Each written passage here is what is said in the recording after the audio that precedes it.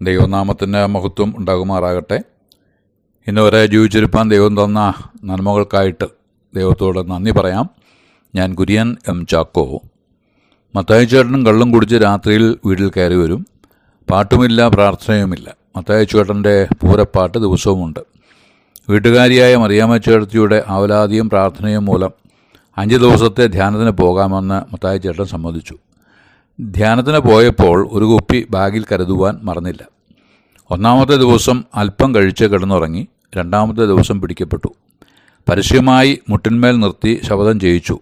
ഈശോയുടെ തിരുമുറിവിൽ നിന്ന് ഒഴുകിയ രക്തമാണേ സത്യം. ഞാനിനി ഈ വിഷദ്രാവകം കുടിക്കുകയില്ല. സത്യം, സത്യം, സത്യം. എല്ലാവർക്കും സന്തോഷമായി. ധ്യാനം കഴിഞ്ഞ് എല്ലാവരും ഭവനങ്ങളിലേക്ക് പോയി. മത്തായി ചേട്ടൻ പുതിയ മനുഷ്യനായി വരുന്നത് മറിയാമ്മ ചേട്ടത്തിയും പിള്ളേരും കൺകുളിർക്കെ കണ്ടു. എല്ലാവരും ഒരുമിച്ച് തൂങ്ങപ്പെട്ടവൻ്റെ മുമ്പിൽ സ്തോത്രഗീതം പാടി സന്തോഷിച്ചു. ആഴ്ചകൾ കഴിഞ്ഞു. മത്തായി ചേട്ടൻ്റെ ആത്മസുഹൃത്ത് അന്തോണിച്ചേട്ടൻ മരിച്ചു. ആ വീട്ടിൽ ദുഃഖം തളം കെട്ടി നിന്നു. ദുഃഖം മാറാൻ അയൽ വീട്ടിൽ കുപ്പിയിൽ കരുതി വെച്ചിരുന്ന വിഷവസ്തു അല്പവും അധികവും കഴിച്ച് അനേകർ ദുഃഖമകറ്റി. മത്തായി ചേട്ടനും ദുഃഖം സഹിക്കവയ്യാതെ അല്പം കഴിച്ചുപോയി. ചുണ്ടും തുടച്ച് ഏലക്കയും ചവച്ച് വീട്ടിൽ പോയി. 2 ദിവസം കഴിഞ്ഞ് സുഹൃത്ത് ഔറാച്ചായൻ്റെ കൊച്ചുമകൻ്റെ പിറന്നാളായി. അവിടെ ചെന്ന് സന്തോഷത്തിൽ പങ്കുചേർന്ന് അല്പമകത്താക്കി. ഏലക്കയും ചവച്ച് സ്ഥലം വിട്ടു. അടുത്ത ദിവസം അപ്പുറത്തെ വീടിൻ്റെ പരവാസ്തോലിയുടെ 1-ാം വാർഷികം പൊടിപ്പനായി കൊണ്ടാടി. മത്തായി ചേട്ടൻ ലക്കുകെട്ട് വാളുവെച്ചു. മറിയാമ്മ ചേട്ടത്തി നെഞ്ചത്തടിച്ച് കരഞ്ഞും കൊണ്ട് പറഞ്ഞു, അല്ല മനുഷ്യനെ, നിങ്ങൾ ധ്യാനം കൂടിയിട്ട് ഒരു ഗുണവും ഉണ്ടായില്ലേ? ആര് പറഞ്ഞു ഉണ്ടായില്ലെന്ന്? ഈശോതമ്പുരാനാണ് കാനായിലെ കല്യാണ വീട്ടിൽ വീഞ്ഞുണ്ടാക്കി എല്ലാവരെയും സന്തോഷിപ്പിച്ചത്. ധ്യാനസ്ഥലത്ത് അച്ഛൻ പ്രസംഗിച്ചപ്പോഴാണ് അത് എനിക്ക് പിടികിട്ടിയത്.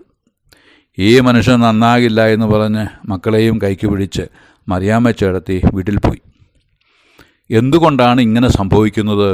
ഉത്തരം മത്തായി സുവിശേഷം 12:43 മുതലുള്ള വാക്യങ്ങളിലുണ്ട്. അശുദ്ധാത്മാവ് ഒരു മനുഷ്യനെ വിട്ട് പുറപ്പെട്ട ശേഷം നീരില്ലാത്ത സ്ഥലങ്ങളിൽ കൂടി തണുപ്പ് അന്വേഷിച്ചും കൊണ്ട് സഞ്ചരിക്കുന്നു. കണ്ടെത്തുന്നില്ല താനും. ഞാൻ പുറപ്പെട്ടു പോന്ന എൻ്റെ വീട്ടിലേക്ക് മടങ്ങിച്ചെല്ലും എന്ന് അവൻ പറയുന്നു. ഉടനെ വന്ന് അത് ഒഴിഞ്ഞതും അടിച്ചുവാരി അലങ്കരിച്ചതുമായി കാണുന്നു. പിന്നെ അവൻ പുറപ്പെട്ട് തന്നിലും ദുഷ്ടതയേറിയ വേറെ 7 ആത്മാക്കളെയും കൂട്ടിക്കൊണ്ട് വന്ന് അവരും അവിടെ കയറി പാർക്കുന്നു. ആ മനുഷ്യൻ്റെ പിന്നത്തെ സ്ഥിതി മുമ്പിലത്തേതിലും വല്ലാതെയാകും. ഈ ദുഷ്ട തലമുറയ്ക്കും അങ്ങനെ ഭവിക്കും. ആത്മീയ ചൈതന്യമുള്ള പ്രസംഗം കേൾക്കുമ്പോഴും ധ്യാനം കൂടുമ്പോഴും വചനം വായിക്കുമ്പോഴും മനുഷ്യൻ അവനെ തന്നെ മനസ്സിലാക്കുകയാണ്. യാക്കോബിൻ്റെ ലേഖനം 1:23 ഒരുത്തനും വചനം കേൾക്കുന്നവൻ എങ്കിലും ചെയ്യാത്തവനായിരുന്നാൽ അവൻ തൻ്റെ സ്വാഭാവിക മുഖം കണ്ണാടിയിൽ നോക്കുന്ന ആളോടൊക്കുന്നു. യഥാർത്ഥ രൂപം കണ്ട് കുറവുകൾ മനസ്സിലാക്കി തിരുത്തുമ്പോൾ അശുദ്ധാത്മാവ് ആ മനുഷ്യനെ വിട്ട് പോവുകയാണ്. അതുവരെ അവൻ്റെ ജീവിതത്തിൽ ഉണ്ടായിരുന്ന അരുതായികൾ അവനെ വിട്ട് അകലുന്നു. അങ്ങനെ മനസ്സിന് മാറ്റം വന്നവനായി തീരുന്നു. ആ മാറ്റം പ്രത്യക്ഷമായി കാണാവുന്നതുമാണ്. മർക്കോസ് 1:15 യേശു കർത്താവ് പറയുന്നത് മാനസാന്തരപ്പെട്ട സുവിശേഷത്തിൽ വിശ്വസിപ്പിൻ എന്നാണ്. മേൽപ്പറഞ്ഞ മനുഷ്യന് സാധിക്കാതെ പോയതും അതാണ്. അശുദ്ധാത്മാവ് തിരികെ വന്ന് നോക്കിയപ്പോൾ താൻ മുമ്പ് ഒഴിഞ്ഞുപോയ ആ ഇടം വൃത്തിയുള്ളതും ഒഴിഞ്ഞതുമായി കണ്ടു എന്നെഴുതിയിരിക്കുന്നു. അശുദ്ധാത്മാവ് ഒഴിഞ്ഞ നേരത്ത് ആ മനുഷ്യൻ ചെയ്യേണ്ടിയിരുന്നത് ആ സ്ഥാനം മറ്റാരും കയ്യേറാതിരിക്കുവാൻ ശക്തനായ ഒരുവനെ അവിടെ പാർപ്പിക്കേണ്ടിയിരുന്നു. അത് ചെയ്യാതെ ആ സ്ഥാനം ഒഴിഞ്ഞതായി തുടരുവാൻ അനുവദിച്ചതുകൊണ്ട് വിട്ടുപോയ അശുദ്ധാത്മാവ് കൂട്ടുകാരോടൊപ്പം അവിടെ കയറി പാർക്കുവാൻ ഇടവന്നു. അശുദ്ധാത്മാക്കൾ ശക്തരാണ്. മനുഷ്യരെ അവൻ്റെ വരുതിയിൽ നിർത്തുവാൻ അവന് കഴിയും. പുകവലിക്കരുത്, അങ്ങനെ ശരീരത്തെ നശിപ്പിക്കരുത് എന്ന് മനുഷ്യൻ ആഗ്രഹിക്കുന്നു. എന്നാൽ പ്രത്യേക സമയത്ത് പിശാച് പ്രലോഭനമൊരുക്കി അവനെ പരാജയപ്പെടുത്തുന്നു. മദ്യപാനവും വെറുക്കൂത്തും എല്ലാം ഇങ്ങനെ തന്നെ. ഈ ശക്തനെ പരാജയപ്പെടുത്തുവാൻ ആർക്ക് കഴിയും? അശക്തരായ മനുഷ്യർക്കാവില്ല. പിന്നെയോ സർവശക്തൻ തന്നെ വരേണ്ടിയിരിക്കുന്നു. യേശുക്രിസ്തുവിനെക്കുറിച്ച് വെളിപ്പാട് പുസ്തകം 1:8 വായിക്കുന്നത്, ഞാൻ ആൽഫയും ഒമേഗയും ആയിരിക്കുന്നുവെന്ന് ഇരിക്കുന്നവനും ഇരുന്നവനും വരുന്നവനുമായ സർവശക്തിയുള്ള ദൈവമായ കർത്താവ് അരുളി ചെയ്യുന്നു എന്നാണ്. തൻ്റെ സർവശക്തി വെളിപ്പെടുത്തിയത് മരണത്തിലൂടെയാണ്. എബ്രായലേഖനം 2:14 വായിക്കുന്നത് ഇപ്രകാരമാണ്, മക്കൾ ജഡരക്തങ്ങളോട് കൂടിയവരാകൊണ്ട് അവനും ഒരേപോലെ ജഡരക്തങ്ങളോട് കൂടിയവനായി മരണത്തിൻ്റെ അധികാരിയായ പിശാചിനെ തൻ്റെ മരണത്താൽ നീക്കി ജീവപര്യന്തം മരണഭീതിയിൽ അടിമകളായിരുന്ന എല്ലാവരെയും വിടുവിച്ചു എന്നാണ്.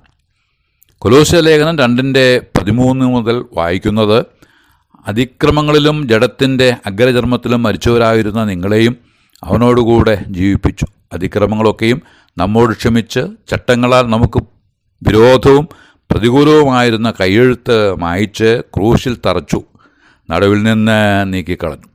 വാഴ്ചകളെയും അധികാരങ്ങളെയും ആയുധവർഗം വെപ്പിച്ച് ക്രൂശിൽ അവരുടെ മേൽ ജയോത്സവം കൊണ്ടാടി അവരെ പരസ്യമായ കാഴ്ചയാക്കി. ക്രൂശിലെ ഇരുളിൽ നടന്നത് ഒരു ദ്വന്ദ്വ യുദ്ധമാണ്. ഒടുവിൽ കേട്ടത് യോഹന്നാൻ സുവിശേഷം 19:30 രേഖപ്പെടുത്തിയിട്ടുണ്ട്, എല്ലാം പൂർത്തിയായിരിക്കുന്നു എന്ന് വെച്ചാൽ പിശാചിനെ തോൽപ്പിച്ചിരിക്കുന്നു എന്ന് സാരം. അവൻ്റെ അടിമത്വത്തിലായിരുന്ന മനുഷ്യന് സൗജന്യമായ വിടുതൽ ലഭിച്ചിരിക്കുന്നു. മനുഷ്യൻ്റെ വിടുതലിനായി എന്തെല്ലാം കൊടുത്തു തീർക്കണമായിരുന്നുവോ അതെല്ലാം യേശു കൊടുത്ത് തീർത്തിരിക്കുന്നു. അങ്ങനെ പാപക്കടത്തിൽ നിന്ന് എന്നേക്കുമുള്ള വീണ്ടെടുപ്പ് സാധിച്ചിരിക്കുന്നു. എങ്ങനെ? കർത്താവായ യേശു ശക്തനായ പിശാചിൻ്റെ ആയുധവർഗം വെപ്പിച്ച് അവൻ്റെ മേൽ ജയോത്സവം കൊണ്ടാടിയിരിക്കുന്നു. അവിടുന്ന് സർവശക്തൻ തന്നെ. തൻ്റെ ഉയർത്തെഴുന്നേൽപ്പിനാൽ അത് വ്യക്തമാക്കപ്പെട്ടിരിക്കുന്നുവെന്ന് റോമാലേഖനം 1:5 രേഖപ്പെടുത്തിയിട്ടും ഉണ്ട്. അവിടുന്ന് ഉയർത്തെഴുന്നേൽക്കാതിരിപ്പാൻ റോമാ ഗവൺമെൻറ്റും യഹൂദന്മാരും ആകുന്ന വിധത്തിൽ മുദ്രവെച്ചും കാവൽ ചെയ്തും ശ്രമിച്ചു നോക്കി. എന്നാൽ യേശുക്രിസ്തു ശത്രുക്കളുടെ സകല ശ്രമത്തെയും കാറ്റിൽ പറത്തിക്കൊണ്ട് ഉയർത്തെഴുന്നേറ്റു. സ്തോത്രം. ഈ യേശുവിനെ ആര് ജീവിതത്തിന് കർത്താവായി അംഗീകരിക്കുമോ അവർ രക്ഷിക്കപ്പെടുന്നവർ ആകുമെന്ന് റോമാലേഖനം 10:9 വായിക്കുന്നു. വെളിപ്പാട് പുസ്തകം 3:20 ഞാൻ വാതിൽക്കൽ നിന്ന് മുട്ടുന്നു. സഭാദൂതെങ്കിലും വ്യക്തിപരമായ ആഹ്വാനമായി അത് മനസ്സിലാക്കണം. ആ നിലയിൽ ആരെങ്കിലും ഹൃദയത്തിൻ്റെ വാതിൽ തുറന്നു കൊടുത്ത് യേശു കർത്താവിനെ ഹൃദയത്തിൽ കർത്താവായി സ്വീകരിക്കുമെങ്കിൽ ആ വ്യക്തി രക്ഷിക്കപ്പെട്ട് ഒരു ദൈവവേദലായിത്തീരും എന്ന് വെളിപ്പെടുത്തിയിരിക്കുന്നു. യേശുവിന് ഹൃദയത്തിൽ സ്ഥാനം കൊടുത്ത് ജീവിതത്തിന് കർത്താവായി അംഗീകരിക്കുന്ന വ്യക്തി ദൈവാത്മാവിനാൽ നടത്തപ്പെടുന്നവൻ ആകും. അവൻ്റെ ഉള്ളിൽ അശുദ്ധാത്മാവ് കടക്കാതെ സർവശക്തൻ കാക്കും. അങ്ങനെ ആയാൽ നീതിയും സമാധാനവും പിന്നെ പരിശുദ്ധാത്മാവിലുള്ള സന്തോഷവും അനുഭവിച്ച് ഈ ലോകത്തിലും അതിൻ്റെ പൂർണ്ണത നിത്യതയിലും അനുഭവിച്ച് സമാധാനത്തെ ജീവിക്കുവാൻ ഇടവരും. അതിന് സർവശക്തൻ ഏവരെയും സഹായിക്കട്ടെ എന്ന് ആശംസിച്ച് വാക്കുകൾക്ക് പൂർണ്ണവിരാമം കുറിക്കുന്നു. ദൈവനാമം മഹത്വപ്പെടുമാറാകട്ടെ.